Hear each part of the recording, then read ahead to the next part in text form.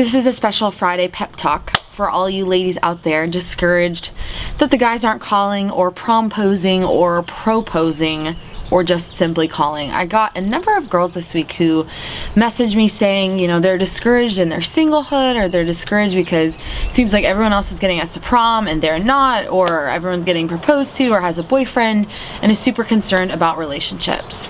First of all, I want you to know that you are not weird and there is nothing wrong with you. Second of all, I want you to know that our culture, I feel like the world around us tells us that relationships are everything, when really they're not everything, when really there's so much more to life than relationships. Thirdly, it is okay to be annoyed when people say, your time will come, embrace your singlehood, embrace your single years, you'll never get them back.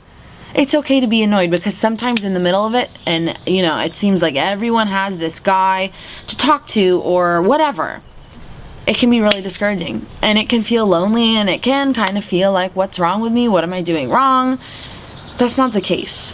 The thing I don't want you to do is start trying to change who you are to get a guy to like you or pay attention to you or call you or prompose to you. We as women need to recognize that it is not guys calling or promposing or proposing that validates us, that inherently we are valuable and good and beautiful and loved and funny and engaging and all those kinds of things, that we don't need a guy to tell us those things or to be interested in us for us to be those things.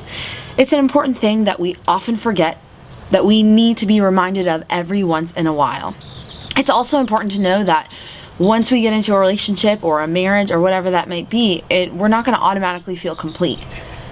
People who get married, they say their vows and it's not like the next day they're like, wow, like I feel totally fulfilled and totally complete because I have a husband now. It's not true, because we all have this God-shaped longing in our heart that we have to fill with God, and our boyfriend, our spouse, our fiance, whoever is not going to fill that within us. It's important to remember that just because a girl is in a relationship doesn't necessarily mean that she's happier than we are or more fulfilled than we are. Another thing we struggle with is God's timing. Like, why is it God's timing for that friend to get engaged, to get married, to have a kid, or that friend to be in a relationship? See, the thing is, God knows us better than we know ourselves. He knows what's good for us better than we know what's good for ourselves. So when I look at the grand scope of my life and God's timing, sometimes I would get frustrated with God's timing and think like, okay, everyone seems to be, happy in their relationships and I haven't been asked on a date in a really long time.